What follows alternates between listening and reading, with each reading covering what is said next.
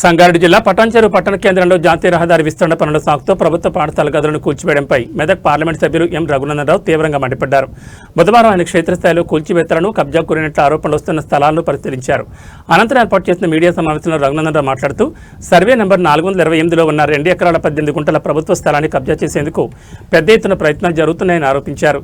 జాతీయ రహదారుల విస్తరణ అనేది కేంద్ర ప్రభుత్వం ప్రజా సంక్షేమం కోసం చేపడుతున్న పనని, దానికి కబ్జాదారులకు ఎలాంటి సంబంధం లేదని స్పష్టం చేశారు.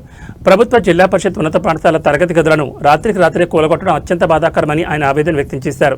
పాఠశాల కాంపౌండ్ వాల్ బయటనే రహదారి విస్తరణ చేయాల్సి ఉండగా బౌండరీ దాటి లోపల ఉన్న తరగతి గదులను కూల్చడంలో ఆంతర్యం ఏమిటని అధికారులను ప్రశ్నించారు. బీఆర్ఎస్ 10 ఏళ్ల పాలనలో, ప్రస్తుతం కాంగ్రెస్ 2 ఏళ్ల పాలనలో ఎవరి రాజ్యాధికారంలో వారి ప్రభుత్వ భూములను కబ్జా చేస్తున్నారని ఆయన విమర్శించారు. జిల్లా కలెక్టర్, సంబంధిత అధికారులు వెంటనే స్పందించి ఈ కూల్చివేతలకు బాధ్యులైన కాంట్రాక్టర్లు, మిషనరీ యాజమాన్యాలపై కఠిన చర్యలు తీసుకోవాలని డిమాండ్ చేశారు. కాంపౌండ్ వాళ్ళకి స్కూల్ ఇక్కడ ఉంది బేస్మెంట్, దీనికి మధ్యలో 10 ఫీట్స్ కాదు. ఒకవేళ నిజంగా నేషనల్ హైవేలు గులగొడితే నేషనల్ హైవేలు అది గులగొట్టిన తర్వాత ఇళ్ళకి రావాలి. కాంపౌండ్ వాల్ అనే బౌండరీని వదిలేసుకొని లోపలికి 10 ఫీట్లు జరిగి రావడం అనేది ఇంకో దుర్మార్గం. ఇక్కడనే ఉండరు. మీకు ఇంకొక మాట చూపిస్తాను. దీని వెనకాల ఒక భారీ కుంభకోణానికి కొంతమంది తెరలేపోయింది కానీ నేను సంపూర్ణంగా విశ్వసిస్తున్నాం. కాబట్టే ఇది గులగొట్టిన వాళ్ళందరి మీద ఖచ్చితంగా కేసు కావాలనేది ఉమ్మడిలో కేసు అవుతుంది. కాంట్రాక్టర్ గులగొడితే కాంట్రాక్టర్ మీద కేసు అవుతుంది. ఇంకెవరైనా సంఘ వ్యతిరేక శక్తులు గులగొడితే వాళ్ళ మీద కూడా కేసు అవుతుంది. కాబట్టి జిల్లా కలెక్టర్ గారు జిల్లా రెవెన్యూ అధికారిగా, జిల్లా అడ్మినిస్ట్రేటివ్ ఆఫీసర్గా, జిల్లాలో లా అండ్ ఆర్డర్ని కాపాడాల్సినటువంటి వ్యక్తిగా ఈ భూమికి సంబంధించి సమగ్రమైనటువంటి విచారణ జరిపించి దోషులను శిక్షించాలి. లేకపోతే ఖచ్చితంగా ప్రజలందరినీ కలుపుకొని ప్రత్యక్ష ఆందోళనకి భారతీయ జనతా పార్టీ ముందుకు పోతుందని చెప్పి ఈ సందర్భంగా జిల్లా కలెక్టర్ గారికి చాలా స్పష్టంగా చెప్పదలుచుకుంది. పెద్ద పుస్తకమే ఉందండి దీనికి సంబంధించిన కేసులకు సంబంధించి. సుప్రీంకోర్టులో ఉందని ఒకరు అంటారు, హైకోర్టులో ఉందని ఒకరు అంటారు. సుప్రీంకోర్టు ఎన్నడో స్పెషల్ లీవ్ పిటిషన్ని కొట్టేసింది. Long back supreme court special leave పిటిషన్ని కొట్టేసింది. ఈ రోడ్డు వెడల్పు కార్యక్రమం అవుతుందని తెలిసి కొంతమంది పోయి కోర్టుకు పోయింది, రాష్ట్ర సర్వోన్నత న్యాయస్థానానికి. కోర్టు క్రిస్టల్ క్లియర్గా స్టేటస్ కో మెయింటైన్ చేయమని చెప్పింది.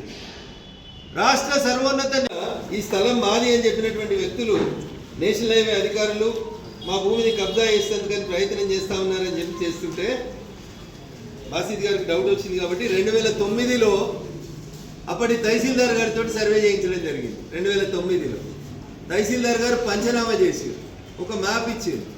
ఇది మాది భూమి, ఇలా మేము ఉంటున్నామని కొంతమంది క్లెయిమ్ చేస్తే ఇందులో గుడిసెలు ఉన్నటువంటి పోర్షన్ని ఇక్కడ మార్క్ చేశారు, చిన్న పోర్షన్. మిగతా అదంతా కూడా సర్వే నెంబర్ 428 పార్ట్, ఇది మొత్తం కూడా జిల్లా పరిషత్ ప్రభుత్వ బాలుర పాఠశాల స్థలం అని చెప్పి తహసీల్దార్ గారు 2009లో పంచనామా చేసింది. కొంతమంది కబ్జాలు ఉన్నామని అడుగుతున్నారు కదా అని డీటెయిల్డ్ రిపోర్ట్ రాయమంటే మ్యాప్ గీసి మ్యాప్లో ఎంత స్థలం కబ్జాలో గుడిసెలు ఉన్నాయనేటువంటి విషయాన్ని కూడా ఇంత స్పష్టంగా నిర్ధారణ చేసి ప్రకటించడం జరిగింది.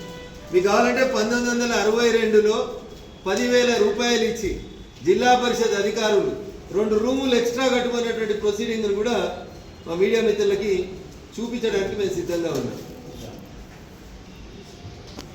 ఇది 1962లో జిల్లా పరిషత్ ప్రభుత్వ బాలుర పాఠశాల పటాన్చెరువుకి 2 అదనపు తరగతి గదులు కట్టుకోవడం కోసమని ఆ రోజుల్లో 62లో ఉన్న 2 రూములు కట్టేందుకు ప్రభుత్వం ఇచ్చినటువంటి డబ్బుల విలువ 10,000 రూపాయలు.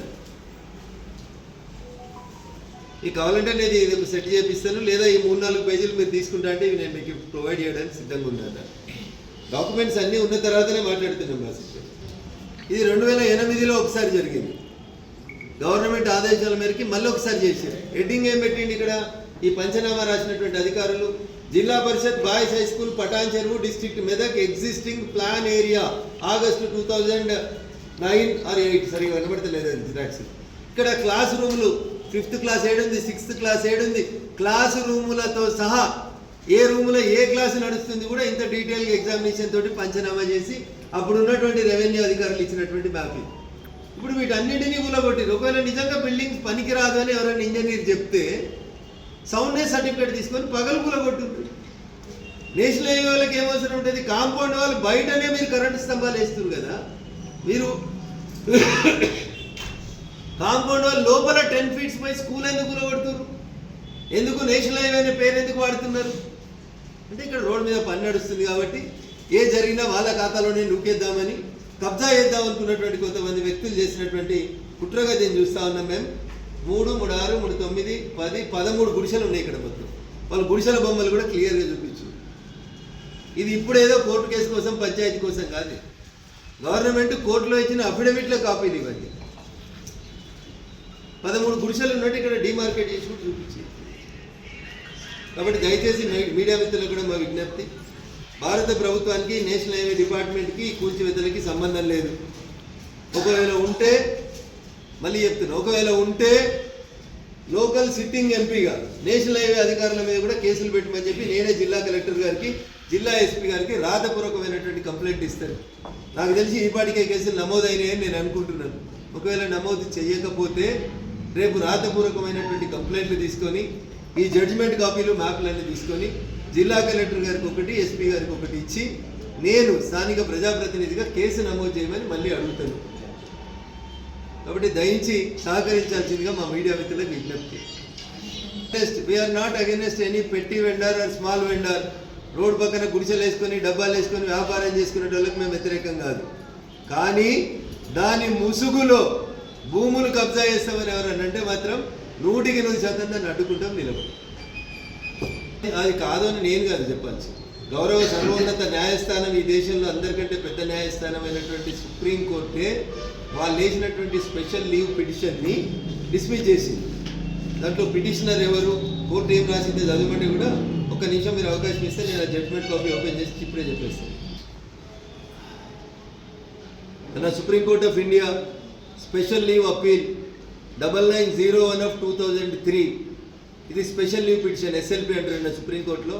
9901 of 2013, 7382 of 2013 కేసు వేసింది. State of Andhra Pradesh versus Mohammed Nizam Ali respondent అనే వాళ్ళ మధ్యలో కేసు నడిచింది.